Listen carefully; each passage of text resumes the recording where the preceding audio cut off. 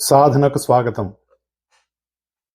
ప్రతి మనిషి కూడా తాను ఎందుకు పుట్టాడు అనేటటువంటి విషయాన్ని తెలుసుకోవటానికి ప్రయత్నం అనేటటువంటిది ప్రతి మనిషి యొక్క జీవితంలో జరుగుతూ ఉండాలి. మామూలుగా జంతువునాం నరజన్మ దుర్లభం అని చెప్తారు. అంటే మనిషి జన్మ కూడా ఒక జంతు జన్మ లాంటిదే. ఎందుకు అలా చెప్పారండి అని మనం ఆలోచన చేయవలసినటువంటి బాధ్యత ప్రతి ఒక్కరి మీద ఉంది. అప్పట్లో ఏదో సంస్కృతంలో జంతువునాం అని చెప్పేశారండి, ఎంత పొగరండి వాళ్ళకి, ఆ విధంగా చెప్తారా, అలా చెప్పడం సబమేనా, మనందరం మనుషులం కదా, మరి మనం మనుషులం అయిన తర్వాత మనల్ని అలా చెప్పటం ఏంటి అనేటటువంటి భావన మనలో రావడం సహజంగా ఉంటుంది. దానికి కారణం ఏంటంటే మనలో ఉన్నటువంటి ఒక అహంకారమైనటువంటి ధోరణి. నిజానికి జంతువునాం నరజన్మ దుర్లభం అని ఎందుకు చెప్పారంటే, మామూలుగా మనకి సృష్టిలో అనేక రకాలైనటువంటి జంతువులు ఉన్నాయి. ఆ జంతువులన్నింటికీ కూడా తానెవరో తనకి తెలియదు. కానీ మిగిలినటువంటి ఇతర జంతువులు కానీ, ఇతర పరిసరాలు కానీ, ఇతర వ్యక్తులు కానీ అవన్నీ కూడా వాటికి తెలుస్తాయి. కానీ తానెవరు అనేటటువంటి విషయం తెలియదు. 2, తాను ఉపయోగించవలసినటువంటి డిస్క్రిమినేషన్ అనేటటువంటిది, ఏది మంచి ఏది చెడు, దేన్ని ఎక్కడ వాడుకోవాలి, ఎంతవరకు వాడుకోవాలి, ఎలా వాడుకోవాలి, అవతల వాళ్ళతోటి ఎలా ప్రవర్తించాలి, ఎలా ప్రవర్తించటం వల్ల మనకి ఒక మంచి కమ్యూనికేషన్ కానీ, లేదంటే మంచి వాళ్ళతో ఒక సంబంధ బాంధవ్యాలు ఏర్పడతాయి అనేటటువంటివి జంతువులకి తెలియదు. కోర్స్ మనం తర్వాత వాటికి కావాల్సినటువంటి ట్రైనింగ్ ఇచ్చాము. అవి కూడా మనలాగనే మరి బాధపడటం, అవి మనలాగనే మరి ఇంకా నిజం చెప్పాలంటే మనల్ని మరీ విపరీతంగా బంధంలోకి ఇంకా ఎక్కువగా ఇరికించేసినాయి. కానీ మనిషి అనేటటువంటి వాడు తనకి తెలుసు, నేనున్నాను అనేటటువంటి భావం జంతువు కంటే మనిషికే ఎక్కువ తెలుస్తుంది. అటువంటిది మరి తెలిసినప్పుడు మరి మనిషి తానెవరు అనేటటువంటి విషయాన్ని కూడా తెలుసుకోవాల్సినటువంటి అవసరం ఉన్నదా లేదా? ఉన్నదనే అనిపిస్తుంది మనకి. దానికి మన ప్రయత్నం ఏమిటి అనేటటువంటి విషయంలోనే సాధన అనేటటువంటిది వచ్చింది. సాధన అనేటటువంటిది ఏంటంటే, మనకి తెలిసినటువంటి వ్యక్తులం కాదు.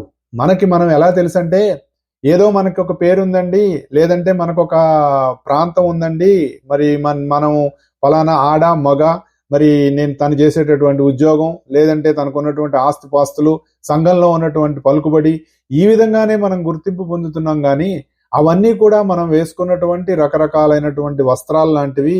వీటి లోపల మనం ఎలా ఉన్నామో అలాగే ఈ శరీరం అనేటటువంటి ఒక వస్త్రంలో, ఈ శరీరం అనేటటువంటి ఒక భూషాణంలో, నిజం చెప్పాలంటే భూషాణం అని చెప్తారు.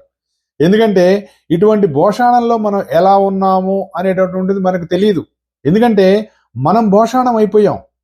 మామూలుగా పూర్వకాలంలో ఏం చేసేవాళ్ళంటే, అనేక రకాలైనటువంటి నగలు, మరి అవి కూడా దొంగల నుంచి పోకుండా భూషాణాల్లో పెద్ద పెద్ద చెక్క పెట్టెల్లో పెట్టి భూమిలో పాతి పెట్టేవాళ్ళు. అదేదో ఆ తర్వాత తరాల్లో వాళ్ళు వెళ్ళిపోయినా కూడా ఆ తర్వాత తరాల్లో మాకు నిధులుగా దొరికినాయి, మా ఇంటి ప్రాంగణంలో ఏదో తవ్వుతుంటే మాకు ఒక భూషాణం దొరికింది, అందులో ఉంది అని చెప్తున్నారు. అది భూషాణమా లేదంటే వాల్యూ దానిలో ఉన్నటువంటి వస్తువుకా? భూషాణానికి వాల్యూ అయితే చెక్కపట్టెలు తయారు చేసి మరి విపరీతంగా అమ్మేసుకోవచ్చు కదా. కానీ వాల్యూ దేనికి ఉంది? ఆ భూషాణంలో ఉన్నటువంటి వస్తువులకు వాల్యూ ఉంది. అది కూడా బంగారం అయితేనేనండోయ్. సపోజ్ వాళ్ళు ఏవో ఇనప ముక్కలు పెట్టేసి మూత పెట్టి అందులో పెట్టేశారనుకోండి, ఏ తరంలో పెట్టారో మనకు తెలిస్తే ఆ తరం నుంచి ఈ తరం వరకు తిట్టుకుంటాం వాళ్ళని. ఈ ఇనప ముక్కలు పాతి పెట్టకపోతే ఏ బంగారమో పాతి పెట్టచ్చు కదా, ఈ కాలంలో మనకు ఉపయోగపడేది కదా, అది ఇది అని మనం మాట్లాడుకుంటాం. మరి మనిషి ఈ శరీరం అనేటటువంటి ఈ భూషాణంలో, ఈ శరీరం అనేటటువంటి ఈ పంజరంలో దాక్కున్నటువంటి, బయటికి తెలియనటువంటి మరి జీవుణ్ణి మనం ఎలా తెలుసుకోవాలి? అందులో ఉన్నటువంటి వాడు ఎలా తెలుస్తాడు? దానికి మనం ఏం చేయాలి అనేటటువంటి విషయాన్ని ఎందరో ఎన్నో తరాలుగా, ఎన్నో సంవత్సరాలుగా, ఎన్నో యుగాలుగా వాళ్ళు అనేక రకాలుగా దీని మీద ఎంతో సాధన చేసి దాంట్లోంచి వాళ్ళు పొందినటువంటి అనుభూతులనండి, లేదంటే వాళ్ళు పొందినటువంటి జ్ఞానం అనండి, వాళ్ళకి ఇవ్వబడినటువంటి విషయం అనండి, దీన్ని అంతటినీ బేస్ చేసుకొని మనకి ఎన్నో గ్రంథాలు ఇచ్చారు. ఇవి ప్రతిసారి మనం చెప్పుకోవాలి. ఎందుకు చెప్పుకోవాలంటే మర్చిపోవడం అనేటటువంటిది మనకు ఉన్నటువంటి ఒక నైజం, ఒక గుణం మనకు ఉంది. అందుకని మనం దాన్ని మళ్ళీ మనం చెప్పుకుంటూ ఉన్నాం. అయితే దానిలో భాగంగా నీవెవరో నీకు గుర్తు చేసేటటువంటివి మనకి ఎన్నో గ్రంథాలు ఇచ్చారు. అందులో తలమానికమైనటువంటిది, కిరీటం లాంటిది ఏంటంటే మనకి భగవద్గీత. అటువంటి భగవద్గీతలో భగవంతుడు అర్జునుడికి ఎన్నో విషయాలు చెప్పాడు, ఎంతో జ్ఞానాన్ని ఇచ్చాడు. కర్మయోగం చెప్పాడు, జ్ఞానయోగం చెప్పాడు, కర్మ సన్యాస యోగం చెప్పాడు, సాంఖ్యయోగం చెప్పాడు. ఇవన్నీ చెప్పుకుంటూ మనకి రాజవిద్య రాజగుహ్య యోగం అనేటటువంటి మరి ఒక విషయం చెప్పేటప్పుడు అందులో ఎన్నో విషయాలు చెప్పాడు. మనకి ఎన్ని చెప్పాడు అంటే మనం ఏం చెప్తామండి అందులో? ఇది చాలా గుహ్యమైనటువంటిది అని చెప్పాడు. నీకు ఇందులో నీకు ఒక సీక్రెట్స్ చెప్తున్నాను, గుర్తుపెట్టుకో అర్జున అని చెప్పేసి బహిరంగంగా చెప్పాడు. అదేంటి సార్, సీక్రెట్స్ని బయటకు ఎట్లా చెప్తారు సార్? సీక్రెట్స్ అలా చెప్పకూడదు కదా అంటే, సీక్రెట్ ఎవరు విన్నారో వాడికి ఒక గుణం ఉందిట. అదేంటంటే వాడు మర్చిపోతాడట. మనందరికీ ఆ గుణం ఉందని తెలిసి ఏం చేశారంటే రహస్యాలన్నీ చెప్పేశారు. ఎంత చెప్పేశారు? బట్టబయలు చేసేశారు. మనం ఏం చేస్తున్నాం? వింటున్నాం, ఆహా ఎంత బాగా చెప్పారండి అని తెలుగులో అయితే తెలుగులో అనుకుంటున్నాం, వావ్ వాట్ ఏ లాంగ్వేజ్ అని ఇంగ్లీష్లో అనుకుంటున్నాము, is a very scholar in language అని అనుకుంటున్నామే. కానీ అందులో చెప్పబడినటువంటి విషయం ఏమిటి, ఆ ఇవ్వబడినటువంటి విషయం నుంచి మనం ఎటువంటి సాధన చెయ్యాలి అనేటటువంటి విషయాన్ని మనం పూర్తిగా మర్చిపోయి మళ్ళీ మొదలుకు వచ్చేస్తున్నాం. సర్కిల్లో మనం ఒక పాయింట్ నుంచి మొదలుపెట్టి తిరిగి మళ్ళీ ఆ పాయింట్కి వచ్చేస్తే సర్కిల్ పూర్తవుతుంది అని అంటున్నారు. ఆ సర్కిల్లో మళ్ళీ అక్కడి నుంచి మొదలై మళ్ళీ సర్కిల్ అక్కడే మనం ఒక సర్కిల్, ఒక విషవలయంలో చిక్కుకొని అక్కడక్కడే తిరుగుతున్నాం. కానీ ఏ పాయింట్ దగ్గరికి మనం వచ్చామో తిరిగి ఆ పాయింట్ని టచ్ చేయకుండా ఒక అడుగు పైకి వేసి, అంటే ఒక స్పైరలిక్ వే, ఒక స్ప్రింగ్ ఉందనుకోండి, స్ప్రింగ్ కూడా మీరు ఇలా చూస్తే కనపడుతుంది, ఏది ఒక సర్కిల్స్ లాగానే అనిపిస్తుంది. కానీ ప్రతి ఒక్క సర్కిల్, ప్రతి రౌండ్ అది నెక్స్ట్ లెవెల్కి వెళ్తూ ఉంటుంది. అలాగే మన జీవితంలో కూడా మనం చేసేటటువంటి సాధనలో ఒక్కొక్క అడుగు ముందుకు వెళుతూ ఉండాలి. లేకపోతే ఏముంది, మన వాళ్ళు పెద్దవాళ్ళు ఇచ్చిన సామెత ఉండనే ఉంది, ఎక్కడ వేసిన గొంగళి అక్కడే ఉందండి అని చెప్తారు.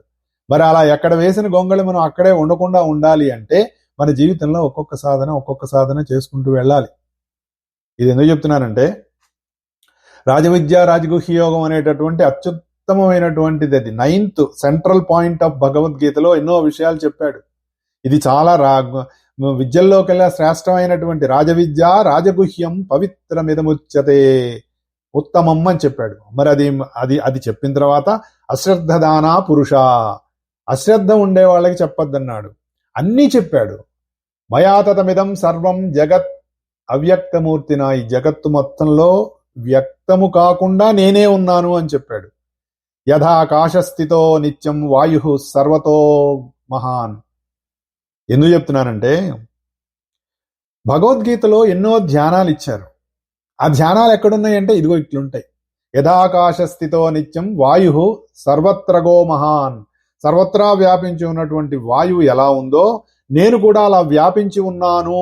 తథా సర్వాణి భూతాని వత్సానీత్యుపధారయ అనేటటువంటి విషయాన్ని, అలా ఉన్నానని నేను తెలుసుకో. ఎవరు? కృష్ణుడు కాదండోయ్. మనం ఏం చేస్తామంటే ప్రతిదానికి మరి అట్లా కుదురుతుంది సార్, భగవద్గీత చెప్పింది కృష్ణుడు కదా, మరి కృష్ణుడు అనకుండా మనం ఎలా కుదురుతుందండి అని అనుకోవచ్చు. కృష్ణుడు నేను కృష్ణుడుగా చెప్పలా, మళ్ళీ మనం రికలెక్ట్ చేసుకొని గుర్తు చేసుకోవాల్సినటువంటి అవసరం ఉంది. కృష్ణుడుగా చెప్పలా. ఎలా చెప్పాడు? నేనుగా చెప్పాడు. ఆ నేనుగా చెప్పినప్పుడు ఆ నేను ఎక్కడుంది? మనలో కూడా నేనుంది కదా. ఆ నేను ఉండబట్టే కదా మనందరం నేను అనుకుంటూ ఉన్నాం. గతిర్భక్త ప్రభు సాక్షి నివాస శరణం సుహృత్, ఇవన్నీ రాజగుహ్య యోగంలో చెప్పాడు. ఇలా చెప్పుకుంటూ వచ్చి పత్రం పుష్పం ఫలం తోయం యుమే భక్త్యా ప్రయశ్చతి, ఈ 4 ఎందుకు చెప్పాడో మనం చెప్పుకున్నాం. అంతఃకరణలే ఈ 4. నీ అంతఃకరణలని పరిశుద్ధంతో భక్తితోటి నాకు సమర్పణ చేసినప్పుడు నేను వాటిని ప్రీతితో స్వీకరిస్తున్నాను. నువ్వు ఏది తిన్నా ఏం చేసినా నాకు అర్పణ చెయ్యి అని చెప్పాడు. చెప్పిన తర్వాత మళ్ళీ ఏం చెప్పాడు? మన్మనాభవ మద్భక్తో మధ్యాజీమాం నమస్కురు, నన్నే మనసులో ధ్యానించు అని చెప్పిన తర్వాత నెక్స్ట్ ఏం చేశాడు? ఎవరు? మన అర్జునుడు. బాగుంది బావా, చాలా చక్కగా ఎన్నో విషయాలు చెప్పావు, వాళ్ళు వీళ్ళు చెప్పిన తర్వాత నాకు అప్పుడేమో అనుకున్నాను, ఇప్పుడు నువ్వే చెప్తుంటే నాకు అర్థమైంది. ఈ సృష్టిలో నిన్ను ఎలా చూడాలి అనేటటువంటి క్వశ్చన్ ని కృష్ణుడికే డైరెక్ట్ గా వేశాడు. ఎవరికి?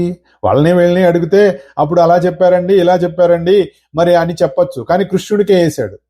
కృష్ణుడికి వేస్తే ఏం చెప్పాడు? చాలా కష్టం, నువ్వు ఇలాంటి ప్రశ్న వేశావు, ఎంతని చెప్తాను నేను అన్నాడు. ఇప్పుడు ఈ సముద్రంలో నీళ్ళు ఎన్ని ఉన్నాయండి అంటే ఎవరైనా ఏం చెప్తారండి? 1 2 3 అని లెక్కేసి ఇన్ని ఉన్నాయి అని చెప్పి కావాలంటే లెక్కేసుకో అన్నాడు అనుకోండి. సమాధానం ఏమైనా ఉంటుందా? చెప్పలేడు కదా. దాన్ని ఎవరు ప్రూవ్ చేయలేరు. అలాగే సృష్టిలో ఉన్నటువంటి విభూతులను కూడా ప్రూవ్ చేయలేమని చెబుతూ అహమాత్మ గుడాకేశ సర్వభూతాశయ స్థిత అహమాదిత్య మధ్యంచ భూతానామంతయేవచ, మొత్తం నేనే ఉన్నాను అని చెప్పి ఒక 76 ప్లస్ అండి, నేను లెక్కేసినంత వరకు ఎన్ని రకాలైనటువంటి విభూతులు, ఆదిత్యానామహం విష్ణు అనేటటువంటి విషయం దగ్గర నుంచి మొదలుపెట్టి సూర్యుడు, మరుత్తులలో మరీచి, నక్షత్రాల్లో చంద్రుడు, సామవేదం, ఇంద్రుడు, మనస్సు, చైతన్యం, శంకరుడు, ఇలా పెద్ద లిస్ట్ ఉంది. ఇంత లిస్ట్ ఇచ్చి ఇంత చెప్పాడు ఆయన. సామవేదం నేనే అన్నాడు, బృహత్ సామం అన్నాడు, గాయత్రిని అన్నాడు, మార్గశీర్షం అన్నాడు, వసంత ఋతువు అన్నాడు, జ్ఞానాన్ని నేనే అన్నాడు, మౌనాన్ని నేనే అన్నాడు, సమస్త సృష్టికి బీజాన్ని నేనే అనేటటువంటి విషయాన్ని చాలా విపులంగా మనం చెప్పుకున్నాం. నేను ఇది ఎందుకు చెప్తున్నానంటే, భగవత్ తత్వం అనేటటువంటిది సమస్త జగత్తు అంతా వ్యాపించి, అసలు ఆ మాట తప్పండి, జగత్తంతా వ్యాపించి అని అనకూడదు, జగత్తుగా వ్యాపించి. ఎందుకు చెప్తున్నానంటే, జిల్లేళ్ళమ్మ అమ్మగారిని, అమ్మ మీరు చీమలో దోమలో చూడమన్నారు, ఎలా చూడాలంటే నాన్న చీమలో కాదు నాన్న చీమగా అని చెప్పారట. సరి చేశారు ఆవిడ. అలాగే మనం భగవంతుని ఎలా చూడాలంటే ఈ సృష్టిగా చూడాలి, ఈ సృష్టిగా వ్యాపించి ఉన్నటువంటి తత్వంగా చూడాలి. మనం గత వారం మాస్టర్ సివివి గారి యోగం గురించి మనం చెప్పుకున్నాం.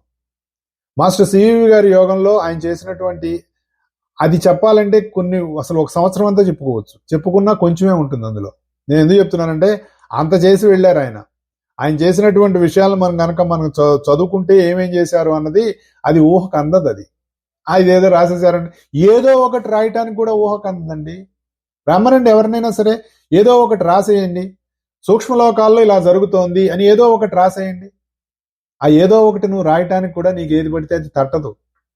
అది అందులో ఉన్న గొప్పతనం. మనం అనుకుంటాం ఏదో పుక్కుడి పురాణాలు రాసేశారండి, ఎవరికి తోచింది వాళ్ళు రాసేశారండి అని అనేవాడు, వాడికి తోచింది వాడిని రాయమనండి ఒకటి, ఇందులో ఏది లేని విషయాన్ని ఛాలెంజ్. ఇప్పటి వరకు చెప్పని విషయాన్ని వాడికి తోచినట్టు రాయమనండి. ఎందుకని రాయలేరు? అసలు ముందు వాడికి మనసు భావంలోకి, ఆ లోకాల్లోకి మనసు వెళ్ళాలి కదా, వెళ్ళడం చేతనవ్వాలి కదా, వెళ్ళి చూడగలగాలి కదా, వెళ్ళి చూడగలిగినప్పుడు దాన్ని అర్థం చేసుకోవాలి కదా, అర్థం చేసుకున్నప్పుడు కదా మనకు అవతల వాళ్ళకి మనం చెప్పగలిగేది. మీకు అర్థం కాని విషయము, మీకు తెలియని విషయము ఎవరైనా సరే దాన్ని 10 మందికి తెలియజెప్పండి, ఎవ్వరూ చెప్పలేరు. అలాగే ఆయన ఎన్నో విషయాలు చెప్పారు, సూక్ష్మలోకాలు దర్శనం చేశారు, ఆ దర్శనంలో ఎన్నో విషయాలు చెప్పారు. అందులో జీవం అనేటటువంటిది ఎలా పుడుతుందో కూడా చెప్పారు. సూక్ష్మాతి సూక్ష్మమైనటువంటి స్థితిలో అణువు విభజన చెంది పరమాణువై, పరమాణువు కూడా ఇంకా లోపల అనేక రకాలైనటువంటి విభజన జరిగి అక్కడ మనకి జీవం అనేటటువంటిది పుడుతుంది అని చెప్పారు. అంటే ఒక మనిషి అనేటటువంటి వాడు ఈ శరీరంలో జీవిస్తున్నాడు. ఈ శరీరంలో ఎలా జీవిస్తున్నాడు? ఎవడికి వాడు కూర్చొని ధ్యానం చేసుకోవాల్సినటువంటి అవసరం ఇది. నేను ఈ శరీరంలో ఎలా ఉన్నాను? కాలుకి ఎక్కడో, నా తలకాయ ఎక్కడెక్కడో ఉంది. ఫర్ ఎగ్జాంపుల్, ఒక ఆయన 6 అడుగులు ఉన్నాడు. 6 అడుగులు వాడికి తల దగ్గర నుంచి పాదం వరకు ఈ మొత్తం శరీరంలో ఎక్కడ బాధ కలిగినా తెలుస్తోందిగా. సార్ నేను కాల్లో ఉండనండి, నేను ఎప్పుడు తలలోనే ఉంటాను అన్నారనుకోండి, అప్పుడు ఏమవుతుంది? కాలుకి చీమ గుట్టింది, లేదంటే కాలుకి తిమ్మిరెక్కింది, తెలుస్తుందా లేదా? అంటే అప్పుడు నువ్వు కాల్లో ఉన్నట్టా లేదా? కాలుకి నొప్పి కలిగింది, ఉన్నట్టా లేనట్టా? శరీరం మొత్తం కూడా అణువున మనం వ్యాపించి ఉన్నాం. అయితే అసలు మన సైజ్ ఎంతండి? ఎవరైనా తెలిస్తే చెప్పొచ్చు, కాల్ చేయొచ్చు. అసలు మన సైజ్ ఎంత? మనం ఈ శరీరంలోకి వెళ్ళినప్పుడు మన సైజ్ ఎంత? అసలు మనకి భౌతికత ఏమైనా ఉన్నదా? తండ్రి నుంచి తల్లి గర్భంలోకి ప్రవేశిస్తున్నటువంటి జీవుడికి వాడి సైజ్ ఎంత? వాడికి ఏమైనా ఫిజికల్ ఎంటిటీ ఉందా? వాడు ఏ రూపంలో ఉంటాడు? అది మనకి ఎప్పుడైనా మనం ఆలోచించామా? ఈ శరీరం వచ్చిన తర్వాత, శరీరం కట్టుకున్న తర్వాత దీంతో మనం రకరకాల వేషాలు వేస్తున్నాం. కామక్రోధ లోభ మోహ మదమాత్సర్యాలు అనేటటువంటి వాటితోటి కిక్కిరిసిపోయి మనసు రకరకాలుగా మన మనసు వెళ్ళిపోయి ఎవరితో ఏం మాట్లాడుతున్నామో, ఎవరితో ఎలా ప్రవర్తిస్తున్నామో, తన ఇష్టం వచ్చినట్లుగా ప్రవర్తిస్తూ ప్రపంచంలో మనం ఎటువంటి పరిస్థితులు సృష్టించుకున్నామో మనకు తెలుసు. నేను ఎందుకు చెప్పానంటే ఈ విషయం, మనం ఎంతున్నామో మనకు తెలియదు. అసలు నిజానికి మన రూపం ఏంటో మనకు తెలియదు. ఏది ఒరిజినల్గా, క్షమించండి, ఈ శరీరం అదేంటి సార్, నేను ప్రతిరోజు ఫోటో దిగుతాను, మా ఆవిడని కూడా తీస్తూ ఉంటాను, మా పిల్లల్ని కూడా తీస్తూ ఉంటాం, మేము రోజు అవన్నీ తీసిన ఫోటోలు మేము ఏదో తీయంగానే చూసుకుంటాం, మళ్ళీ 10 ఏళ్ల వరకు చూసుకోం, కొన్నిసార్లు డిలీట్ అయిపోతూ ఉంటాయి, అంతే కదండి. పూర్వం రోజుల్లో ఏదో ఒక ఫోటో దిగేవాళ్ళు, ఇప్పుడు కొన్ని లక్షల, వేల, కోట్ల, బిలియన్ల ఫోటోలు ప్రతిరోజు వస్తున్నాయి. ఎన్ని వాటిని మనం మళ్ళీ తిరిగి చూసుకోవట్లేదు, అలా ఫోటోలు తీసుకుంటున్నాం. కాబట్టి నేను ఎంతున్నానో తెలియకపోవడం ఏంటండి. నేను 75 కేజీలు ఉన్నాను, రోజు చక్కగా నేను అన్ని తింటూ ఉంటాను, తినదరుగుతుంది, సంతోషం. మరి నువ్వు ఈ శరీరంలోంచి వెళ్ళిపోయిన మరుక్షణం ఈ శరీరం ఏమీ తినదే, ఏం పోసినా అది జీర్ణం చేసుకోలేదే. అవన్నీ ఎవరు చేస్తున్నారు? నువ్వు ఈ శరీరంలో ఉండబట్టి అవన్నీ జరుగుతూ ఉన్నాయి. అలాగే ఈ సిమిలారిటీ, ఈ సమన్వయం, ఈ సింథసిస్ ఎందుకు చెప్తున్నానంటే, అలాగే నువ్వు ఈ శరీరంలో ఎలా అయితే శరీరం మొత్తం వ్యాపించి ఆపాదమస్తకము ఉన్నావో, ప్రతి అణువులో నువ్వు ఉన్నావో, అలాగే ఈ జగత్తంతా కూడా ఆ తత్వం అలా వ్యాపించి ఉంది. నువ్వు ఈ శరీరంలోంచి బయటికి వెళ్ళిపోయిన తర్వాత కూడా ఎలా అయితే ఉన్నావో, ఉండబట్టే కదా మళ్ళీ ఇంకో శరీరం తీసుకొని వస్తున్నాం మనం. లేనివాడు ఎలా వస్తాడండి? ఉన్నవాడే వస్తాడు. అదొక పెద్ద సైన్స్. ఎలా వస్తారన్నది ఆ సైన్స్ ఈ ప్రస్తుతం ఉన్నటువంటి మోడర్న్ సైన్స్ ఒప్పుకోదు. ఎందుకంటే వాళ్ళ దగ్గర సమాధానం లేదు కాబట్టి. పర్వాలేదు, వాళ్ళే తెలుసుకుంటారు. ఇప్పుడు కాదు వచ్చే శతాబ్దం కాదు, ఆ పై శతాబ్దంలోనే ఎప్పుడప్పుడు తెలుసుకుంటారు. ఎందుకంటే మనం ఇప్పుడు ఉన్నటువంటి ఈ కుంభయుగంలో తెలుసుకొని తీరవలసినటువంటి అవసరం సైంటిస్ట్కి వస్తుంది. అప్పుడు తెలుసుకుంటాడు, అప్పుడు చెప్తాడు. ఏం కంగారు పడక్కర్లా, మళ్ళీ మనమే వస్తాం, మనకున్నటువంటి జ్ఞానంతో మనమే కావాల్సినటువంటి ప్రయోగాలు చేస్తాం. అలాగే ఈ సమస్త జగత్తుగా ఉన్నటువంటి తేజస్సు ఏదైతే ఉందో ఆ తేజస్సే ఈ జగత్తులో కూడా వ్యాపించి ఉండి జగత్తు బయట కూడా ఉంది అని చెప్తారు. మనం అనుకునేటటువంటి సృష్టి ఈ అనంతమైనటువంటి చోటులో ఒక అణువుగా చెప్తారు. దాన్ని మనం ఊహిద్దాం. ఊరికే సరదాగా ఊహించండి, కళ్ళు మూసుకోండి. ఈ జగత్తు నువ్వు ఏదైతే అనుకుంటున్నావో, నీ కనపడుతున్నటువంటి సమస్తమైనటువంటి గోళాలు, సమస్తమైనటువంటి గ్యాలక్సీస్, సమస్తమైనటువంటి చోటు, తారకలు, ఆ పైన నువ్వు ఎంతవరకు ఊహించగలవో అంతవరకు ఊహించింది మొత్తం కూడా కేవలం ఒక అణువు అని ఆలోచిస్తే ఈ చోటు ఎంత ఉందండి. మనం మనసు ఈ సమకాలీనమైనటువంటి నానా చెత్త ఆలోచనల్లోంచి అలా బయటికి వెళ్ళిపోయి ఏమవుతుందో తెలుసా, మొత్తం జగత్తు వ్యాపిస్తుంది. ఇవన్నీ ధ్యానాలండి. మనకి భగవద్గీతలో ధ్యానం అంటే కళ్ళు మూసుకొని గాలి పీల్చు, 3 సార్లు పీల్చు, 4వసారి ఆపు, బిగబట్టు, మళ్ళీ 3 సార్లు వదులు, 3, 4, 6, ఇవన్నీ వేరే లెక్కలు. అసలైనటువంటి జ్ఞానం ఏంటంటే, ఇదిగో ఇది, ఈ జగత్తంతా నేను వ్యాపించి ఉన్నాను, వాయువు ఎలా వ్యాపించి ఉందో నేను అలా వ్యాపించి ఉన్నాను అని మనకి ఇవ్వటమే ఇందులో ఉన్నటువంటి ఎన్నో రకాలైనటువంటి విషయాలు. ఇన్ని రకాలుగా చెప్తూ మనకి దండో దమయితామస్మి నీతిరస్మి జిగీషితాం మౌనం చైవాస్మి గుహ్యానాం జ్ఞానం జ్ఞానవతామహం. సమస్త జ్ఞానం, అందరిలో జ్ఞానంలో జ్ఞానిని నేనే అన్నాడు. ఇప్పుడు నేను చెప్పాను చూడండి, ఇదంతా జ్ఞానం అండి. ఇదంతా ఎక్కడుండాలి? మీ మనస్సు అనేటటువంటి ఒక కక్షలో ఉండాలి. It is in the cage of your mind. ఈ జ్ఞానం మిమ్మల్ని నెక్స్ట్ లెవెల్కి తీసుకెళ్తుంది. మన పైన ఇంకొక కేజ్ ఉంది, ఇంకొక ఆర్ ఉంది. మనం చెప్పాను కదా, ఇంకొక అంతస్తు. మన శరీరం అనేటటువంటిది 7 అంతస్తుల మేడ.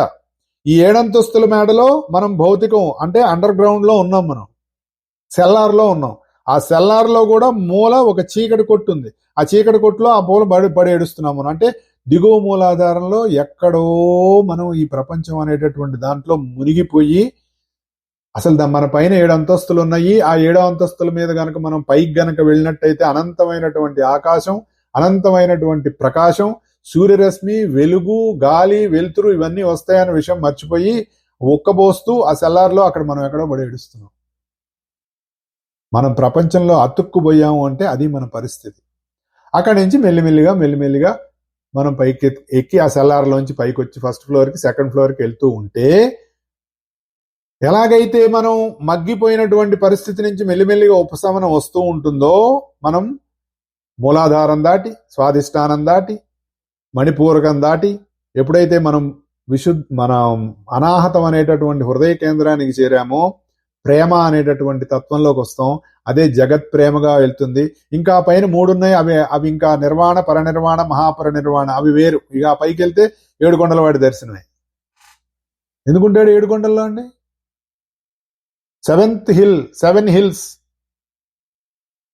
అది టాప్ మోస్ట్. అక్కడ ఉంటుంది, అక్కడ దైవం యొక్క ప్రజ్ఞ మనలో ఉంటుంది. అక్కడ నేనుగా మనం ఉంటాం. మనకు అది తెలియదు కాబట్టి మనం ఎవరో మనకు తెలియదు. అయితే ఎప్పుడైతే మనం ఈ జ్ఞానంతో ఒక్కొక్క అరా దాటుకుంటూ ముందుకు వెళుతున్నామో, అప్పుడు మనకి కావాల్సినటువంటి విషయ పరిజ్ఞానంతో పాటు నువ్వంటే ఏమిటి, అలాగే నీ పక్కనున్న వాడిలో ఉన్నటువంటి తత్వం ఏమిటి, మనకి వాసుదేవ, సంకర్షణ, ప్రద్యుమ్న, అనిరుద్ధ వ్యూహాలుగా భగవతత్వం ఎలా మాట్లాడుతున్నది, ఎలా జరుగుతున్నది అనేటటువంటి విషయాలు మనకు తెలుస్తాయి. లేకపోతే ఎట్లా తెలుస్తాయండి? ఎవరు చెప్తారు మనకి? పాపం రమణ మహర్షి గారు నేనెవరు కనుక్కో, ఊరకుండప్ప అంటే ఊరికే ఊరబోకురా మామిడికాయ ఊరినట్టు లోపల నుంచి ఆలోచనలో అలా ప్రశాంతంగా చక్కగా నేనెవరు అని ఆలోచిస్తూ ఉంటే ఏదో ఒక రోజుకి లోపల నుంచి మార్గం అనేటటువంటిది ఏర్పడుతుంది. ఆ మార్గము శీర్షము వైపుకి ఏర్పడుతుంది. మాసానాం మార్గశీర్షోస్మి అంటే అది అర్థం. అంటే నిన్ను కింద నుంచి పైకి తీసుకెళ్తుంది. ఎందుకు తీసుకెళ్తుంది? నువ్వు వెళ్ళవలసినటువంటిది, నువ్వు ఉన్న స్వస్థానానికి నిన్ను అక్కడికే తీసుకెళ్తుంది. దానికోసమే మనకు కావాలి. దైవీ గుణాలని అలవాటు చేసుకోవాల్సినటువంటి అవసరం ఉన్నది. భగవంతుడు సమస్త సృష్టి అంతా వ్యాపించి ఉన్నాడు. మరి నువ్వు కూడా నీ శరీరం అంతా వ్యాపించే ఉన్నావు కదా. కానీ నీకు అన్ని లోకాల్లో ఏం జరుగుతుందో తెలుసా? మన ఇంట్లోనే పక్క గదిలో ఏం జరుగుతుందో తెలియదు మనకి. ఇంకా మనలో ఉన్నటువంటి అన్ని కోశాల్లో ఏం జరుగుతుందో ఒకే సమయంలో ఎలా తెలుస్తుంది? అది తెలుసుకోవాల్సిన అవసరం ఉంది.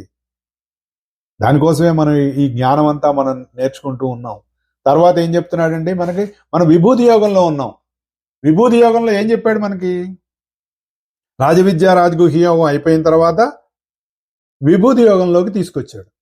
విభూతి యోగంలో ఏం చెప్తున్నాడు? తన యొక్క విభూతుల గురించి చెప్తున్నాడు. అంటే ఈ జగత్తులో ఉన్నటువంటి విభూతులు, ఆయన భూత మహేశ్వరత్వం ఎలా ఉందో మనకు వివరంగా చెప్పాడు. వివరంగా చెప్పినప్పుడు ఇవి ఓన్లీ కేవలం కొన్ని ఎగ్జాంపుల్సే నేను ఇస్తున్నాను, ఇవే అని మీరు అనుకోవద్దని చెప్పాడు. అంతే కదా. ఏదో కొంత లిస్టు చెప్పి మొదలైనవి అంటాం. అంటే ఏంటి? అంతవరకే అని కాదు, ఇట్లాంటివి ఇంకా చాలా ఉన్నాయని అర్థం. అది చెప్పి ఇక్కడ ఏం చెప్తున్నాడు? యశ్చాపి సర్వభూతానాం బీజం తదహమర్జున న తదస్తి వినాయత్ స్యాన్మయా భూతం చరాచరం. అర్జున, సర్వప్రాణుల ఉత్పత్తికి కారణమైన బీజమును నేనే. ఈ చరాచర సృష్టిలో నా ప్రమేయం లేకుండా, నాతో సంబంధం లేకుండా ఏ వస్తువు కూడా ఉండదు. ఇది ఒక పెద్ద ధ్యానం అండి. ఇది ధ్యానం మనం ఎలా చేసుకోవాలి? ఇందాక నేను చెప్పాను చూసారా, అందరి ప్రాణుల, అందరి హృదయాల్లో నేనే ఉన్నాను. అహమాత్మ గుడాకేశ సర్వభూతాశయ స్థిత అంటే అక్కడ మనకు తెలుస్తుంది. అది లేకపోతే ఎలా తెలుస్తుంది? తెలియదు కదా. రాజవిద్య, రాజగుహ్యంలో చెప్పిన మన్మనా భగవద్భక్తో మధ్యాజీమాం నమస్కృ, ఏది చూసినా అదే అనేటటువంటి తత్వంలోకి రావాలి. ఇక్కడేం చెప్తున్నాడు? సమస్త ప్రాణుల ఉత్పత్తికి కారణమైన బీజమును నేనే. అసలు ఎంత అద్భుతమైనటువంటి భావన అంటే, సర్వ జీవరాశులు పుట్టి పెరగటానికి, నశింపకుండా ఉండటానికి ఎటువంటి సాధన చేయాలి అని ఆలోచిస్తే, వాళ్ళ జీవలక్షణం ఎలా ఉంది అని కనుక మనం ఆలోచిస్తే, మనం ఇందాక చెప్పుకున్నాం చూసారా, అసలు జీవం అనేటటువంటిది ఏ స్థితిలో పుడుతుంది అని కనుక ఆలోచిస్తే, జగత్తంతా వ్యాపించినటువంటి, జగత్తుగా ఉన్నటువంటి తత్వం ఈ సూక్ష్మాతి సూక్ష్మమైనటువంటి స్థితిలో అక్కడ ఎప్పుడైతే మేల్కాంచిందో అక్కడ జీవం అనేటటువంటిది వస్తుంది. ఆ జీవం ఎప్పుడైతే వచ్చిందో ఆ జీవానికి ఒక దేహం ఏర్పడుతుంది. ఆ ఏర్పడినటువంటి దేహం ద్వారా ఆ జీవి ప్రతిస్పందిస్తూ ఉంటాడు. ఇద్దరు వ్యక్తులు మాట్లాడుకోవాలంటే శరీరం ఉండాలి కదండి. ఆ శరీరం ఉన్న శరీరం ద్వారా ఉండాలి, మాట్లాడుకోవాలంటే ఇంద్రియాలు ఉండాలి కదా. ఇంద్రియాలు ఉండాలంటే వాటికి ప్రత్యేకత ఏమి ఉండదు. మనసు ఉండాలి కదా, ఒక మేనేజర్ ఉండాలి కదా. ఇంద్రియాలు అనేటటువంటి సర్వెంట్స్ మేనేజర్ కింద పనిచేస్తూ ఉంటే, ఈ మేనేజర్ పైన ఇంకొకటి ఉంటే, ఏది మేనేజర్ కనుక వెళ్ళి వాడిని కన్సల్ట్ చేసి, సార్ నేను ఈ పని ఎలా చేయాలంటే, ఇదిగో నాన్న ఈ పని ఇలా చేసుకో, ఈ పని ఇలా చేసుకో, ఇలా చేస్తే బాగుంటుంది, ఇలా చేస్తే 10 మందికి మంచిది అని చెప్పేటటువంటి తత్వం ఒకటి ఉంటుంది. దాన్ని బుద్ధి అంటారు. Common sense. యోగం చేస్తే ఏమొస్తుంది గురుగారు అని అడిగితే, కామన్ సెన్స్ పెరుగుతుందిరా అని చెప్పారు. ఇది ఎందుకు బీజ రూపంలో ఉండటం అంటే, ఆ బీజం అనేటటువంటి సూక్ష్మమైనటువంటి జీవ లక్షణం ఏదైతే ఉందో, విత్తనాలు అంటారు వృక్షాలలో, జంతువుల్లో అయితే శుక్రం అంటారు. శుక్రశోణితమైనటువంటి కలయిక ద్వారా మనిషి అనేటటువంటిది, ఒక అస్తిత్వం అనేటటువంటిది ఏర్పడుతుంది. ఈ బీజం ఏదైతే ఉందో అది దైవ విభూతి. ఇది సూక్ష్మాతి సూక్ష్మమైనటువంటి, దానికంటే సూక్ష్మమైనటువంటిది. ఇందాక నేను చెప్పాను కదా, అంటే మామూలుగా మనం ఎన్నోసార్లు చెప్పుకున్నాం ఈ విషయం. అది ఒక తత్వం, ఎగ్జిస్టెన్స్, అన్నీ అందులోనే ఇమిడిపోయి ఉన్నాయి. అందులో ఒక సంకల్పం వచ్చింది. సంకల్పం రాగానే దాంతోపాటు కాలం పుట్టింది. ఈ ట్రయాంగిల్ తోటి ఒక చోటు ఏర్పడింది. ఆ చోటులో ఒక మేల్కాన్పు వచ్చింది. ఆ మేల్కాన్ ఎప్పుడైతే వచ్చిందో, కావాల్సినటువంటి ఆ సృష్టి కోసం ఏర్పడినటువంటి ఒకనొక తత్వం ఏర్పడి, అందులో నుంచి పంచభూతాలు, తన్మాత్రలు ఇవన్నీ వచ్చినాయి. 3 గుణాలు, వాటి ఆధారంగా ఇవన్నీ వచ్చినాయి. ఇవి వచ్చినప్పుడు ఏమవుతుంది, అక్కడ సూక్ష్మాతి సూక్ష్మమైనటువంటి స్థితిలో జీవం అనేటటువంటిది మేల్కాంచుతుంది. ఈ జీవం ఎక్కడి నుంచి వచ్చింది? ఈ చోటంతటికీ కారణమైంది ఏదైతే ఉందో అందులోంచే వచ్చింది. ఇవన్నీ మనం దాన్ని విడమర్చి చెప్పుకుంటే కాంప్లికేషన్ అనిపిస్తుంది, కానీ నిజంగా దాని గురించి గనక మనం ఒక చిన్న ధ్యానం రోజు 10 నిమిషాలు చేసుకోగలిగితే చాలా ఈజీగా అర్థం అవుతుంది. అప్పుడేం తెలుస్తుంది, ఈ అన్ని జీవుల్లో ఉన్నటువంటి ఒకానొక ఆత్మస్వరూపం ఏదైతే ఉందో అదే అన్నిటికీ మూలమైనటువంటి నిజమైన బీజము. దాన్నే ఆత్మ అంటారు. రకరకాల పేర్లు పెట్టుకున్నాం మనం. ఆత్మ అంటే తాను. కాబట్టి ఈ చరాచర జీవరాశుల్లో నేను కానిది ఏదీ లేదు అనేటటువంటి ఒక పొడుపు కథ వేసాడు ఆయన. మనం ఏం చేస్తాం, అక్కడే పట్టుకుంటాం. అంతా కృష్ణుడేటండి, మొత్తం కృష్ణుడేటండి, ఎక్కడికక్కడ లేబులు. మనకేం తెలుసు అంటే కాగితం రాయటం, లేబుల్ ఎతికియటం, కాగితం రాయటం, లేబుల్ ఎతికియటం. ఏది హోమియోపతి మందుల్లాగా. మీరు హోమియోపతి సీసాల మీద సరిగా మందు పేరు రాయలేదు అనుకోండి, ఏదో ఒక మందు పేరు ఉంది, ఫెరంపాస్ అని ఉంది, దాని మీద నేట్రన్ఫాస్ అని రాశారు. నేట్రన్ఫాస్ మీద క్యాల్కేరియా సల్ఫ్ అని రాశారు. మనం అదే మందంగా వేసుకుంటాం. కానీ మరి ఆ మందులో ఉన్నటువంటి తత్వం, ఫెరంపాస్ పనిచేయాల్సిన చోట నేట్రన్ఫాస్ పనిచేస్తుంది. ఎందుకు? మనం ఆ లేబుల్ అలా రాసుకున్నాం.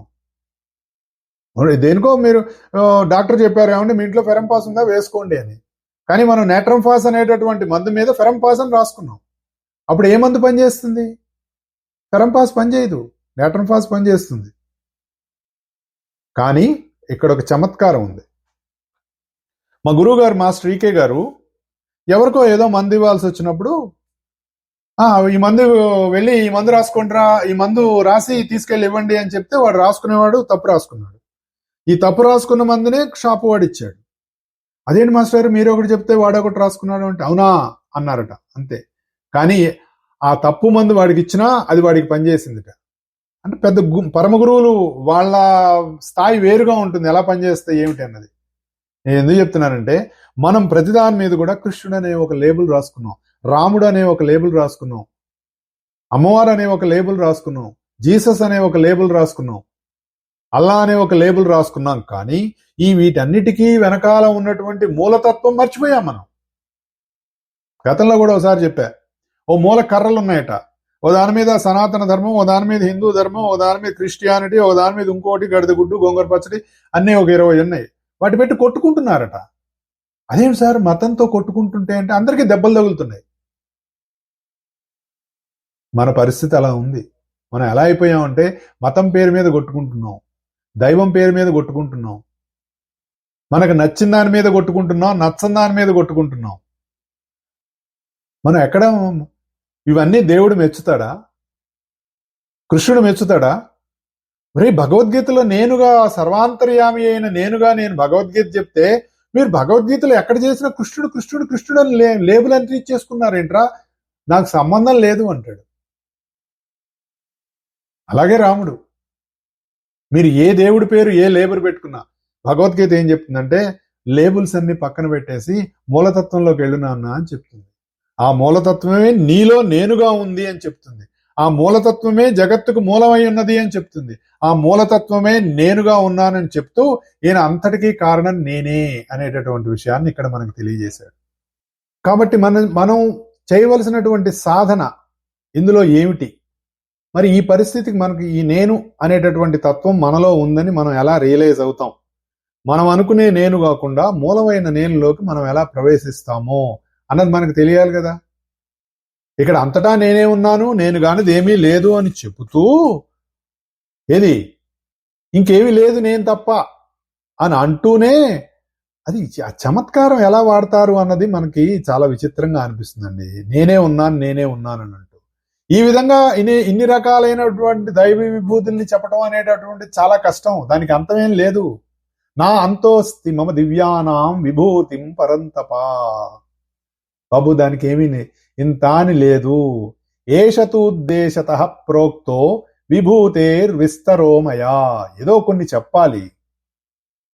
అసలు ఏమీ చెప్పకపోతే నీకు తెలియదు కాబట్టి ఏవో కొన్ని విషయాలైనటువంటి నీకు చెప్పాను, ఇవే అనుకోబోకు. ఇవన్నీ కేవలం ఉదాహరణలే. నేను కొన్ని ఉదాహరణలుగా చెప్పాను. కానీ నువ్వు ఈ జగత్తంతా చూస్తున్నప్పుడు ఈ జగత్తులో ఉన్నటువంటి నా భూత మహేశ్వరత్వం అనేది ఎలా ఉంటుంది అన్నది నువ్వు చూసుకోవాలి. యజ్జద్ విభూతిమత్సత్వం శ్రీమదూర్జితమేవవా తద్దేవావగశ్చత్వం మమ తేజోంశ సంభవం. నువ్వు ఏది చూసినా సరే విపరీతమైన ఐశ్వర్యం ఎవరికో ఉంది, అక్కడ భగవంతుడు ఐశ్వర్యంగా ఉన్నాడని గుర్తుంచుకో. శోభాయమానమైనటువంటివి ఏవైనా చూసావనుకో, అది దైవీ విభూతిగా తెలుసుకో. శక్తివంతమైనటువంటి ఏవైతే వస్తువులు ఏవైతే ఉన్నాయో అవన్నీ నా తేజస్సులోని ఒక అంశం అని గుర్తుపెట్టుకొని తెలుసుకో. అంటే ఇవన్నీ ఎందుకు చెప్తున్నాడంటే ఎక్కడ ఇలాంటిది ఉన్నా, సృష్టిలో ఏది వైభవంగా ఉన్నా, ఏది సుస్పష్టంగా ఉన్నా అది అంతర్యామి యొక్క వైభవం అనేటటువంటి విషయాన్ని మనకి గుర్తు చేయటం కోసం నీకు కొన్ని నేను జస్ట్ ఎగ్జాంపుల్స్ ఇచ్చాను. ఏది విన్నా, ఏది చూసినా, నువ్వు ఏది తిన్నా, ఏది స్పర్శగలిగినా, వాసన చూసినా, నీకు వికాసం కలిగినా, ఆనందం కలిగినా, నీకు ఆనందం కలిగించినటువంటిది ఏ వస్తువైనా సరే, ఏ ప్రాంతమైనా సరే, ఒక్కొక్కసారి కొన్ని పర్వతాలని, కొన్ని సీనరీస్ని చూసినప్పుడు మన మనసుకి ఎంతో ఆనందంగా అనిపిస్తుంది. ఓహో, భగవంతుడు ఇక్కడ చక్కటి అద్భుతమైనటువంటి ఈ దృశ్య రూపంలో భగవంతుడు ఉన్నాడు. ఒక నది అలా ప్రవహిస్తూ మనం చూసినప్పుడు ఆ నది వేగం, ఆ నది వెళుతున్నటువంటి తీరు, ఆ నదిలోంచి నీళ్లలోంచి వస్తున్నటువంటి ఆ సవ్వడి, ఆ శబ్దం, అది సెలయేరా, నదా, ఉధృతమైన ప్రవాహమా, దీన్ని బట్టి ఈ విధమైనటువంటి శక్తిగా, ప్రవాహ శక్తిగా భగవంతుడు ఉన్నాడని తెలుసుకో. పెద్ద పెద్ద వృక్షాలు ఉంటాయి భూమి మీద. మాకు ఇక్కడ రెడ్వుడ్ సిటీ అనేటటువంటిది, రెడ్వుడ్స్ అనేటటువంటిది ఒక నేషనల్ పార్క్ ఉంది. 2000-3000 సంవత్సరాల నాటి చెట్లు ఇక్కడ ఉన్నాయని చెప్తారు. అవన్నీ దైవీ విభూతులుగా నువ్వు వాటిని చూసినప్పుడు దైవీ విభూతులుగా భావించు. అలాగే కొన్ని పక్షులు ఉంటాయి, కొన్ని జంతువులు ఉంటాయి, కొన్ని ఈ రకరకాల ఆనందాలు మనకు కలుగుతూ ఉంటాయి. కొన్ని పుష్పాలు, కొన్ని ఫలాలు, అవి చూసినప్పుడు మనకు తెలియకుండానే అవి ఒరిజినల్ కాకపోవచ్చు. మామూలుగా మనకి ఇప్పుడు ఆర్టిఫిషియల్ ఫ్లవర్స్ వస్తాయి, చూస్తే ఆహా ఎంత బాగున్నాయి, ఇవి అచ్చం రియల్ ఫ్లవర్స్ లాగా ఉన్నాయి అనుకుంటాం మనం.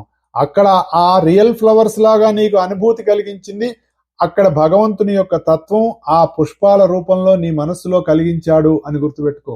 కొంతమంది మనుషులను చూసినప్పుడు అనిపిస్తుంది సూర్యోదయం, సూర్యాస్తమయం, సూర్యకాంతి, చంద్రోదయం, చంద్రకాంతి. కొంతమంది మనుషులను వాళ్ళ కళ్ళల్లో చూస్తే చక్కటి కాంతి కనపడుతుంది, తారకలు, ఆకాశం. నువ్వు ఏది చూసినా సరే అందులో ఉన్నటువంటి వైభవం. ఒక్కొక్కసారి తెల్లటి మబ్బులు వస్తాయి, ఇంద్రధనస్సు వస్తుంది. నేను నిన్ననో మొన్ననో ఎక్కడో ఒక రీల్లో చూశాను, ఒక ఆయన ఇంద్రధనస్సు ఎలా వస్తుంది అన్న దాన్ని మొత్తం పిక్చరైజ్ చేశాడు. అక్కడ ఏమీ ఉండదు, కానీ ఇంద్రధనస్సు ఎలా ఏర్పడుతుంది అనేటటువంటి దాన్ని ఎంత అద్భుతంగా చిత్రీకరించాడు. అది అంటే ఇంద్రధనస్సు ఏర్పడుతున్నప్పుడు జరిగినటువంటి వీడియో అది. మనకు తెలియదు. ఒరే రే ఇంద్రధనుస్సు వచ్చింది, ఆహా ఓహో అని అందరం పెద్ద పిల్లలు వయసుతో సంబంధం లేకుండా మనం వెళ్ళి అక్కడ ఆనందంగా దాని ఇంద్రధనుస్సును మనం చూస్తాం. అది ఒక అద్భుతం. అది చూసినప్పుడు ఇది దైవీ విభూతిగా నువ్వు గుర్తించు. నీలో కలుగుతున్న ఆనందం దైవీ విభూతిగా నువ్వు గుర్తించు. సమస్త సృష్టి అంతా ఉన్నటువంటి కాంతివంతమైనటువంటి వస్తువులు ఎక్కడో మనం వెళ్తూ ఉంటాం, కొన్ని రేర్ పిక్చర్స్ మనం చూస్తాం, కొన్ని వస్తువులు చూస్తాం. అది వెళ్ళినప్పుడు మన మనస్సు మనకు తెలియకుండానే అక్కడికి ఒక ఆకర్షింపబడుతుంది. అది అక్కడ దైవీ విభూతిగా నువ్వు గుర్తించు. ప్రతి జీవుల్లో ఉన్నటువంటి ప్రాణం, శక్తి, తేజస్సు, ఆనందం, ఉత్సాహం, పరాక్రమం, మనోనైర్మల్యం అంటే మంచి నిర్మలమైనటువంటి మనస్సు, ధర్మ ప్రవర్తన, వాళ్ళలో ఉన్నటువంటి చక్కటి గుణాలు, ఇవన్నీ మనం ధ్యానం చేస్తూ ఉంటే ఏమవుతుంది? అదే కదా మనకు ప్రశ్న. సార్ ఇవన్నీ చేస్తూ ఉంటే మాకు కలిసి వస్తుందా? లాటరీలో డబ్బులు వస్తాయా? లేదంటే మరి మా పిల్లలకి మంచి ఉద్యోగాలు వస్తాయా? మా వాడికి సాఫ్ట్వేర్లో ఎప్పటికీ ఉద్యోగం పోని సాఫ్ట్వేర్ జాబ్ వస్తుందా? అదేదో సినిమాలో కూడా ఉంది కదా పాట. ఇంతవరకు ఎప్పుడు నేనున్నన్నాళ్ళు నాకు ఎమ్మెల్యేగిరి ఉండాలో లేదంటే మంత్రి పదవి ఉండాలో ఇవన్నీ నాకు ఇవ్వని చెప్తూ ఉంటారు కదా. అలాంటిది ఏమైనా వస్తుందా సార్? ఇవన్నీ జరుగుతాయా సార్? ఇవన్నీ చేయటం వల్ల మనకి ఇది వస్తుందా అని అనిపిస్తుంది మనకి. అది ఏదీ రాదు. ఒక్కటి గుర్తుపెట్టుకోండి, ఆధ్యాత్మిక సాధన వల్ల ఏం జరుగుతుంది అని ఎవరైనా మిమ్మల్ని ప్రశ్నించినా, మీకు మీరు ప్రశ్న వేసుకున్నా, మా గురువుగారు చెప్పింది ఒక ఆన్సర్, ఏమీ రాదురా ఉన్నది పోతుంది అన్నారు. సార్ ఉన్నది పోతుంది అంటే మాకున్న ఆస్తిపాస్తులు పోతాయి, ఇట్లాంటి చొప్పదంట్లు ప్రశ్నలు ఆలోచించుకోకండి. ఆస్తిపాస్తులు ఇవాళ వస్తాయి, రేపు పోతాయి, అన్నీ జరుగుతాయి. అది కాల ప్రవాహంలో ఒక రోజు ఉంటాయి, ఒక రోజు పోతాయి. కానీ నీ మనసును పట్టి బంధిస్తున్నటువంటి భావాలు ఏవైతే ఉంటాయో, ఏది ఉండటం వల్ల మాత్రమే నేను సంతోషంగా ఉంటానని నువ్వు అనుకుంటావో, ఏది నాకు నా జీవితం ఇది లేకపోతే నేను ఏమైపోతానో నువ్వు భావిస్తుండేటటువంటి ఆ పట్టి బంధించే భావాలు ఉన్నాయి చూసారా, అవన్నీ పోతాయి. శుద్ధ స్ఫటిక సంకాసమైనటువంటి పరిపూర్ణమైనటువంటి నిర్మలమైనటువంటి మనస్సు, బుద్ధి, చిత్తం ఇవన్నీ మిగులుతాయి. ఇంద్రియాలు నీ నుంచి ప్రకాశిస్తాయి. అలా ప్రకాశిస్తున్న ఇంద్రియాలు నావి అనుకోకు. దైవమే నా నుంచి ఇలా ప్రవర్తిస్తున్నాడు కాబట్టి ఈ ఇంద్రియాలు ఈ విధంగా ప్రకాశవంతం అయినాయి అనేటటువంటిది గుర్తించు. నీలో ఉన్నటువంటి వైభవాన్ని 10 మంది ఎత్తి ఆహా ఏమండి మీరు ఆహా ఓహో మీరు ఇంద్రుడు చంద్రుడు అంటున్నప్పుడు నీలో ఉన్నటువంటి గుణాలను గుర్తించకుండా ఇవన్నీ దైవీ గుణాలు నా నుంచి వస్తున్నాయి కావాలను, భగవంతుడు పనిచేస్తున్నాడు కావాలను అని బాధ్యత పెరిగి ఆ బాధ్యత ఎరిగి ప్రవర్తించాలి. గుర్తుంచుకోండి, మనకి ఏదైనా మన దగ్గరకు ఒక వస్తువు వచ్చి మనకి ఏదైనా ఒక బాధ్యత అప్పగించారు అంటే ఇది ఎక్కువ బాధ్యత పడాలి. సంఘంలో గుర్తింపు వస్తోంది అంటే ఎక్కువ బాధ్యత పడాలి. నీకు బాధ్యత పెరుగుతోంది అని గుర్తుపెట్టుకోవాలి. అందులో నీ ధర్మ ప్రవర్తన పెంచుకోవాలి. నీకే ఎందుకు వచ్చింది అది అంటే దాంట్లో ఏదో ఉద్దేశం ఉంది. భగవంతుడు అనేటటువంటిది నీ నుంచి ఏదో చేయాలని జరగబోతోంది. అదృష్టమో ఏదో something what ever it is, నీకు ఒక అవకాశం వచ్చినప్పుడు అది నీ బాధ్యతగా ప్రవర్తిస్తూ సత్యము ధర్మం అనేటటువంటి వాటిల్లో ఎప్పుడైతే నువ్వు ప్రవర్తిస్తూ ఉన్నావో నీలో దైవీ గుణాలు పెరుగుతాయి. ఎప్పుడైతే దైవీ గుణాలు పెరిగినాయో నువ్వు ఈ కింది లోకాల్లోంచి పై లోకాల్లోకి ప్రవేశిస్తున్నట్టుగా లెక్క. మనకు ఒక ట్రయాంగిల్ ఉంటుందని చెప్పుకున్నాం. మూలాధారం, స్వాధిష్టానం, మణిపురం అనేటటువంటిది లోయర్ ట్రయాంగిల్ అని చెప్తారు. దానిపైన ఒక హయ్యర్ ట్రయాంగిల్ ఉంటుంది. ఈ హయ్యర్ ట్రయాంగిల్లోకి వెళ్ళిన వాడు ఊర్ధ్వలోకాల్లోకి నిష్కారణంగా ఆనందంగా ఉంటాడు. ఆయన ఎందుకు ఆనందంగా ఉంటున్నాడంటే ఏమిటోనండి అలా ఉంటే నాకు బాగుంటుంది. ఒక పిల్లవాడు ఆడుకుంటున్నాడు అక్కడ, పెద్దవాళ్ళందరూ కూర్చొని ఆ గదిలో ఏదో సమస్య డామ్ డూమ్ అని చర్చించుకుంటున్నారు. వాడు అలా ఏదో కారులో ఒక వస్తువు ఏదో పెట్టుకుని ఆడుతున్నాడు. అందులో ఒక పెద్ద ఆయనకి కోపం వచ్చింది. గాడిదా, మేము ఇంతంత చర్చ చేస్తున్నావు ఇక్కడ, అక్కడ నువ్వు ఆడుకుంటావా? ఎందుకు రా నువ్వు ఆడుకుంటున్నావు అంటే ఆ పెద్దవాడి వంక ఆ పిల్లవాడు అలా చూసి నవ్వుతాడు. నీకు బుద్ధి లేదని నాకు బుద్ధి లేదనుకుంటున్నావా? నాకు ఇలా ఆడుకుంటుంటే ఆనందంగా ఉంది అంటాడు. అన్నట్టుగా చూస్తాడు. అది పిల్లవాడి మనసులో ఉంది, మనకు తెలియదు. పెద్దవాళ్ళు చెప్తారు అని అవుతారు వాళ్ళు. ఎందుకు చెప్తున్నానంటే మనం ఉన్న స్థితి నుంచి ఉన్నత స్థితికి వెళ్ళటానికి మన మనోస్థితి మనం ఏదైతే అనుకుంటున్నామో అది ఇంకొంచెం పైకి వెళ్ళటానికి మనం చేయవలసినటువంటి సాధన ఏదైనా ఉన్నది అంటే అది మనలో ఉన్నటువంటి దైవీ గుణాలను పెంచుకోవాలి. అద్వేష్ట సర్వభూతానాం మైత్ర కరుణ ఏవచ అని చెప్తాడు. తర్వాత వస్తాయి మనకి ఇవన్నీ. ముందు అద్వేష్ట అని చెప్పాడు. ఇంకొకళ్ళని ద్వేషించటం మానే. సర్వభూతానాం, సమస్త భూతాలు, అన్నిటి యందు సమోహం సర్వభూతయానం అని చెప్పాడు కదా దీంట్లో రాజవిద్యా రాజగుహ్యయోగంలో. భూతాలలో నేను సమంగా ఉన్నాను, నాకు ఒకటి మీద ఎక్కువ ఒక ఇష్టం కానీ ఒకటి మీద నాకు ద్వేషం కానీ లేదు అని చెప్పాడు. ఇవి మనం ఇంట్లో రాసి పెట్టుకోవాలండి.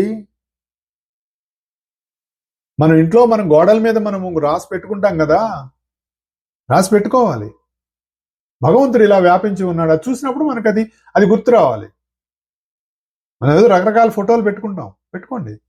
ఇలాంటి క్యాప్షన్స్ ఉండటం వల్ల మనం వాటి వైపు చూసినప్పుడు మనలో మళ్ళొక్కసారి రీట్రేట్ అవుతుంది.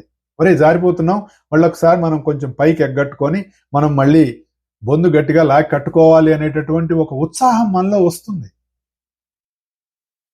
దానికోసం ఇవన్నీ. అప్పుడేమవుతుంది, నువ్వు అనుకునేటటువంటి నేను కాదు అని మెల్లిమెల్లిగా తెలియటం మొదలవుతుంది. ఎలా తెలుస్తుందో జ్ఞాన రూపంలో తెలుస్తుంది. అప్పుడే అనుభవంలోకి రాదండోయ్. ఇదంతా చేసేస్తే అనుభవాలు వచ్చేస్తాయి అనుకోకండి. జ్ఞానం వస్తుంది. జ్ఞానం వస్తే చెప్పాడు కదా మనకి, జ్ఞానిని నేనే అని చెప్పాడు కదా మనకి. గత వారం చెప్పుకున్నాడు, జ్ఞానం జ్ఞానవతామహం అని చెప్పాడు. ఇవి పురాణం కాదు అని గుర్తుపెట్టుకోండి దయచేసి. ఇవన్నీ కూడా మన జీవితంలో మనకి వికాసం కలిగించి మనం అనుకునేటటువంటి మన చుట్టూ ఉన్నటువంటి రకరకాల సమస్యలు అనేటటువంటి, నిజానికి సమస్య అంటూ భౌతికంగా ఏమీ ఉండదు. అసలు ప్రాబ్లమ్స్ అన్నీ కూడా మనం భౌతిక లోకంలో మనం క్రియేట్ చేసుకుంటున్నాం. దానికి మూలం మన మనస్సులో ఉండేటటువంటి భావాలు. ఆ భావాలకి మూలం దాని వెనకాల ఉండేటటువంటిది స్వార్థమో నిస్వార్థమో ఏదైనా కావచ్చు. స్వార్థపరుడికి కలిగేటటువంటి భావాల వల్ల తాత్కాలికంగా వాడు ఏదో అక్కడ లాభం పొందినట్లుగా మనకు అనిపిస్తుంది, కానీ శాశ్వతంగా వాడు పొందవలసినటువంటి చాలా దుర్భరమైనటువంటి పరిస్థితి ఉంటుంది. ఇవన్నీ గమనించే మనకి ఇవన్నీ ఇచ్చారు. అది మనం గుర్తుంచుకొని మన జీవితంలో మనం చేయవలసినటువంటి సాధన ఏమిటి, విభూతి యోగంలో ఇన్ని రకాలు ఎందుకు ఇచ్చాడు, ఎక్కడ చూసినా నేనే ఎందుకు చెప్పాడు అంటే ఆ భావంతో నువ్వు రోజు ధ్యానం చేసుకోవాలి. ఎప్పుడైతే అలా మనం ధ్యానం చేసుకుంటూ ఉన్నామో మెల్లిమెల్లిగా మనం ఆ స్థితిలోకి ఒక్కొక్క అడుగు వేస్తాం. ఈ జ్ఞానం ఊరికే పోదు. ఈ జన్మలో మనకు కాకపోయినా తిరిగి మళ్ళీ మనం వచ్చినప్పుడు ఈ పర్టికులర్ దానికి కావాల్సినటువంటి చక్కటి వాతావరణం ఏర్పడుతుంది. ఆ వాతావరణం ఉన్నటువంటి ఇళ్లలోకి పుడతాం. ఈ జన్మలో మనకేదో జ్ఞానం పొందాలి అనేటటువంటి భావం కలిగింది, ఏదో కొంత నేర్చుకున్నాం, కొంత నేర్చుకోలేదు, అలా జరిగింది కొంత. కానీ నీ మనసులో ఉన్నటువంటి ఆ భావం ఎంత బలంగా ఉందో దానికి నువ్వు చేసినటువంటి సాధన కూడా తోడయ్యి తిరిగి దేనిని నేను కంటిన్యూ చేయాలి అనేటటువంటి ఒక సత్సంకల్పం నీలో ఉన్నప్పుడు, ఏదో ఒకసారి ఎన్నో సాధనలు చేయాలనుకున్నావు, ఏదో జీవితం అంతా కూడా ఈ పిల్లలు పోషించుకోవడానికో లేదంటే ఇంట్లో వండి పెట్టడానికో మరి పిల్లల్ని సరిగ్గా చూసుకోవడానికో డబ్బులు లేక ఇబ్బంది పడ్డాం రకరకాలుగా, కానీ చెయ్యాలన్న పట్టుదల చాలా ఉండేది సార్, చేయలేకపోయాం అనేటటువంటి ఒక భావన ఉంటుంది చూసారా. తర్వాత జన్మలో ఇది లేకుండా యోగానికి వాళ్ళు కావాల్సినటువంటి సాధన చేసుకునే విధంగా నీకు జన్మ కలుగుతుందిరా అని భగవద్గీతలో మనకి ఒక వాగ్దానం ఇచ్చారు, ఒక అభయం ఇచ్చారు మనకి. అందుకు మనకు భగవద్గీత మనకు కావాలి. భగవద్గీత అనేటటువంటిది నీకు మళ్ళీ సేమ్ ఎప్పుడు చెప్పుకుంది, that will lead you into yourself. అప్పుడు ఆ లీడ్ ఎప్పుడైతే జరిగిందో నీ గురించి నీకు తెలుస్తుంది, నీ స్వస్వరూపం నీకు తెలుస్తుంది. ఇవన్నీ చెప్పి అథవా బహునైతేన కిం జ్ఞాతేన తవార్జున విష్టభ్యాహమిదం కృష్ణమేకాంశేన స్థితో జగత్. ఇవన్నీ ఎందుకు ఒక్క మాటలో చెప్పాలంటే అని చెప్తున్నాడు. విభూతి యోగంలో చివరి శ్లోకం అనమాట ఇది. సరే, ఇవన్నీ పక్కన పెట్టి నేను ఎన్నో చెప్పాను కదా నీకు. ఇప్పుడు ఒక్క విషయం చెప్తాను. అనంతమైన ఈ జగత్ అంతటిని నాలోని ఒక చిన్న అంశతో ధరించి దీనికి ఆధారమై ఉన్నాను అని చెప్పాడండి.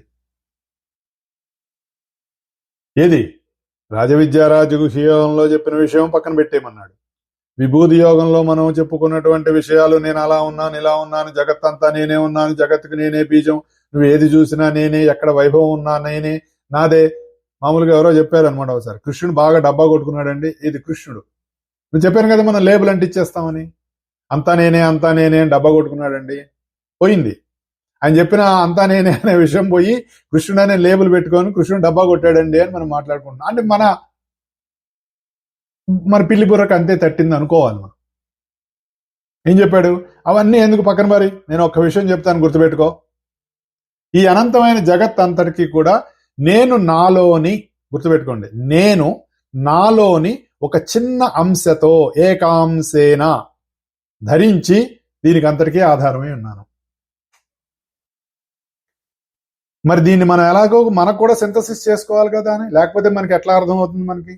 మనం కూడా మన మొత్తం జీవితం అనేటటువంటి సృష్టికి నేను అనేటటువంటి అంశ ఆధారంగా మనం మన జీవితాన్ని సృష్టించుకొని, జీవితాన్ని స్థితింపజేసుకొని, అంటే దాన్ని స్టెబిలైజ్ చేసుకొని తిరిగి మనతో పాటు మన జీవితాన్ని లయం చేసేస్తున్నాం. దీనికి అంతటికీ కారణం మనలో ఉన్నటువంటి నేను అనేటటువంటి తత్వం.